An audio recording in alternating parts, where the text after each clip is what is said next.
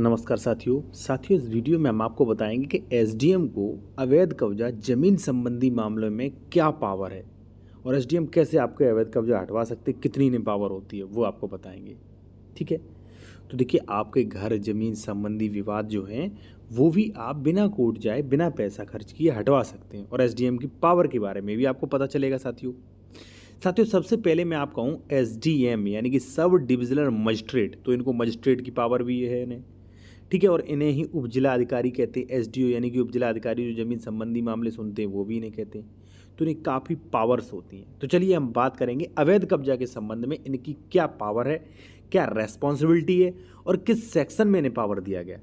मैं आपको बताता हूँ एक चीज़ साथियों, और जो लोग बेहतर सलाह नहीं मिल पाती है जिन्हें, उन लोगों के लिए मैंने, आप मुझसे कांटेक्ट करना चाहते हैं तो वीडियो के डिस्क्रिप्शन में हमारा कांटेक्ट करने का लिंक मिल जाएगा। आप कांटेक्ट कर सकते हो, बहुत सस्ते ओनली 15 रुपये में आप लीगल एडवाइस ले सकते हैं। गरीब लोगों के लिए मैंने सुविधा चलाई है ये।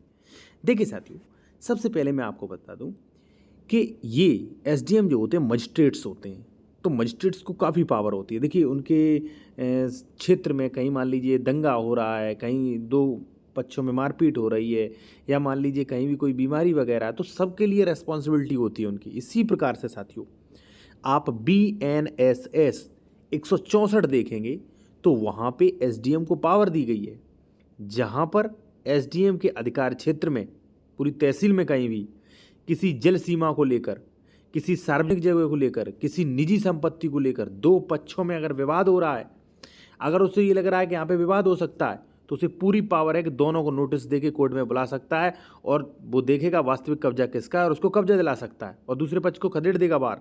पावर भी यूज कर सकता है, पुलिस की पावर। ठीक है, दूसरा एक सबसे चीज मैं आपको बता दूं साथियों कि BNSS की धारा 165 जो है उसमें एसडीएम को ये भी पावर है कि एसडीएम अगर मान लीजिए हम और आप जो हैं वो लड़ रहे हैं एक संपत्ति को लेके, एसडीएम चाहे तो उस संपत्ति की कुर्की भी कर सकता है, यानी कि ना वो हमारे कब्जे में रहेगी ना आपके कब्जे में रहेगी, वो सरकार के कब्जे में चली जाएगी और उसका रिसीवर नियुक्त कर दिया जाएगा जब तक कोई कोर्ट का ऑर्डर जो है मान लीजिए टाइटल को लेके, अब जो भी मान लीजिए कोर्ट अपने डिसीजन तक नहीं पहुंचता है तब तक के लिए वो संपत्ति की कुर्की कर सकता है। आप समझ लीजिए कितना पावर है। ठीक है, इतना ही नहीं साथियों, जैसे मान लीजिए आपकी ज़मीन पर कोई जबरन कब्जा कर रहा है तो वो उसे रोक सकता है। आपका भाई वगैरह हिस्सा नहीं दे सकता है, नहीं दे रहा है, या मान लीजिए कोई जबरन कोई पड़ोसी खातेदार आपकी ज़मीन पे कब्जा कर रहा है तो वो लेखपालों को बोल एप्लीकेशन देके आदेश कर सकता है कि जाइए नाप तोल करके आइए, किसका कब्जा कहाँ पे दिलवा के आइए। ठीक है, बंटवारा संबंधी विवाद हैं, सीमांकन संबंधी विवाद हैं, दाखिल खारिज संबंधी विवाद हैं, तो काफ़ी विवादों को तो वो स्वयं सुन सकते हैं।